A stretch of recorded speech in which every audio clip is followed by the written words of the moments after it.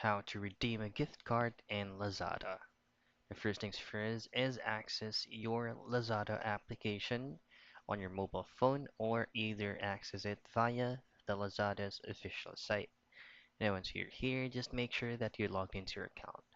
Now gift cards can be a voucher code or a specific discount from a specific seller.